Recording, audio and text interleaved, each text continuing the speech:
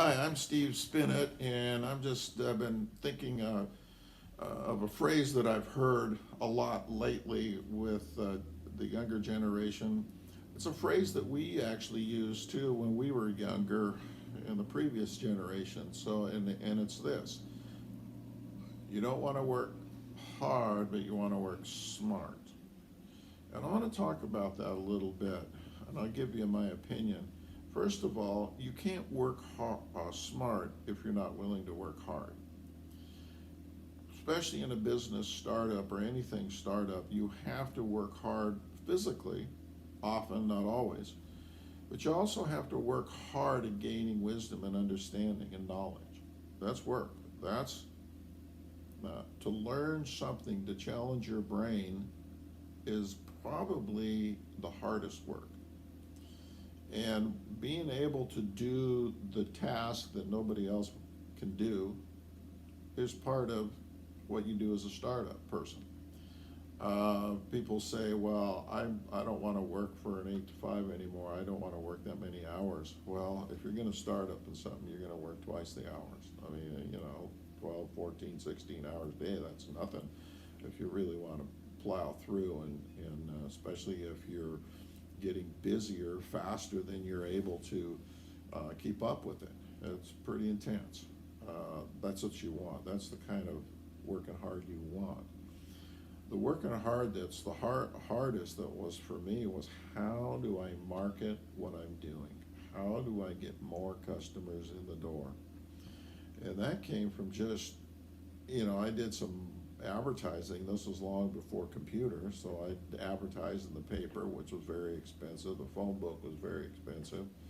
Today, our words out there our advertising is much more effective. We pay out a lot of money through search engine recognitions and just name recognition. But yeah, but it's much better.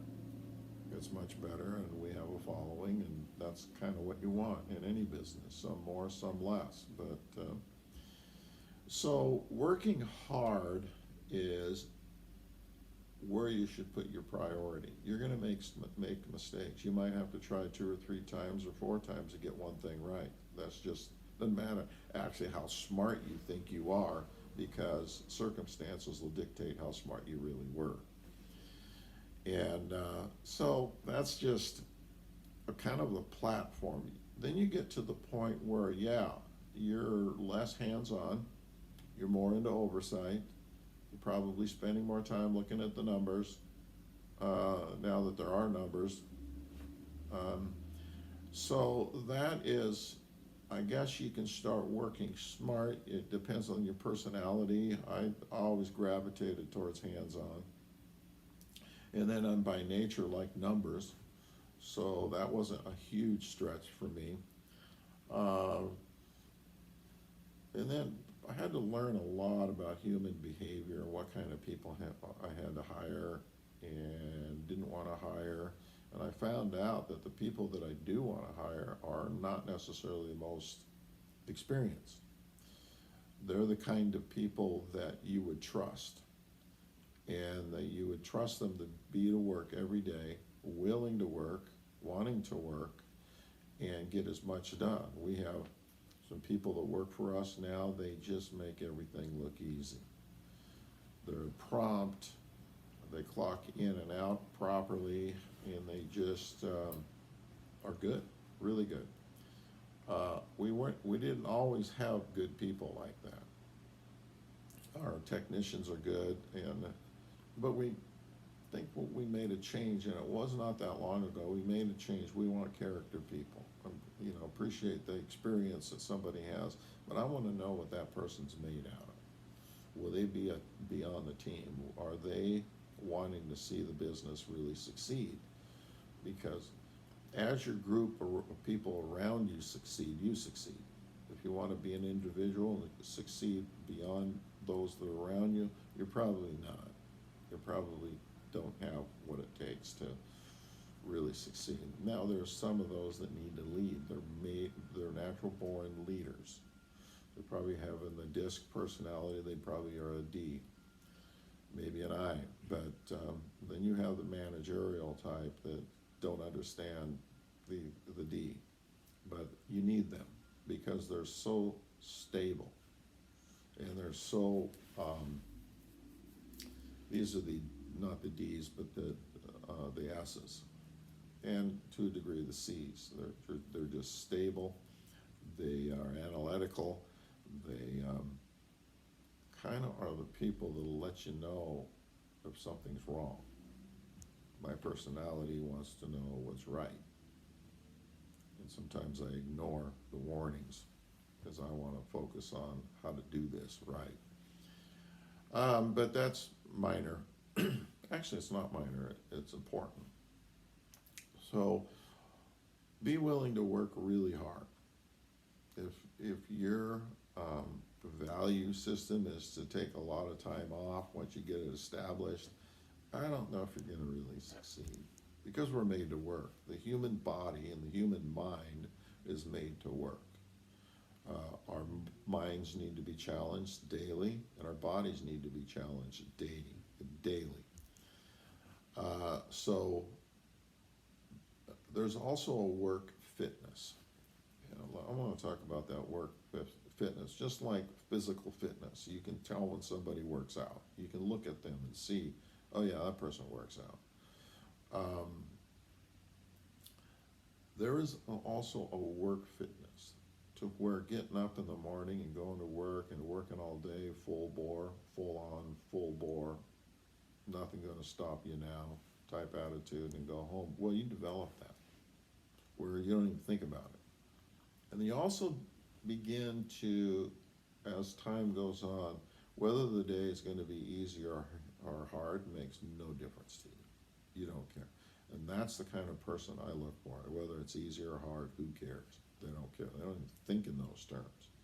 So if you're always thinking those terms, oh man, this is really hard, then you may want to develop a work fitness. If you want to quit your job because you have a coworker that's not pleasant, well, you may need to learn how to be around unpleasant people and continue to be a light in that environment. And then also learn how to deal with things that are out of your control to deal with, like get the person that's in control to deal with it involved. Different things like that. There's a lot you can do being around a hard person to be around. These are just little things that I've learned, especially the one of perseverance. That seems to be one of the most important things. Even irregardless of what people tell you, oh, you should give up, you should give up. Well, then if you give up, you know you didn't make it. That's 100% failure right there. You may end up not being able to pursue it, but don't give up. Just get after it. Just get after it, and learn. Maybe you give up the entrepreneur side of things and you go work for somebody a little bit more in that line of work, in those goods and services that you're selling, but don't give up. Yes, maybe you quit what you're doing right now because you recognize you lack the knowledge or even the work ethic to really make this happen. And you may go work for an employer, and this time you probably have a whole lot more respect for your employer because they made it happen. You couldn't make it happen, but they made it happen. So give them a little respect, learn from them, become that model employee that is a person of character. You don't backbite, you don't talk bad, you don't criticize your managers or the owners to another employee, but you have a whole new sense of appreciation, and then all of a sudden you may see yourself getting elevated because you had to walk through a little humility, which is good for all of us, and you learn some stuff. But then maybe in a few years you want to try it again. Or you may, through your learning and understanding and working for other people, you decided that there's actually another line of work that you're even more interested in. Maybe in the same line, same general goods and services, but a little different offshoot. So that's something you can learn too. Most people today, I don't think their parents talk to them much about work ethics. Some parents do, but I would say most probably don't. They talk a lot about, maybe with their parents, about where they're going to go to college and some kind of formal education. But I don't know about how much talked about just work ethic. Especially when dad gets home, he's, depending on his age and what he's like, he might just want to go tinker on the car, which, by the way, dads tinkering on the cars, I would encourage that because it's such a great time to bond with both your sons and your daughters. They like that when dad's out there and they want to be out there, or if you're doing some plumbing, the little child wants to get up right in your face and see what you're looking at and do it. I mean, that's like, for your children, that's the height of recreation, is doing a project with mom or dad. And that's how I was able to develop some really, really good kids. I have 3 kids that I call my trophies. And they each have their own way of getting after it. And yeah, all 3 of them. 2 of them work in the business. 1 works in the industry, has moved to another city. But we're close. We're all close. So just give you some little tips, and I hope that this helps you. And if you have any questions, I'll post this on Facebook. And if you have any questions, you just comment below that I can give you some specific answers too. Thanks. Bye.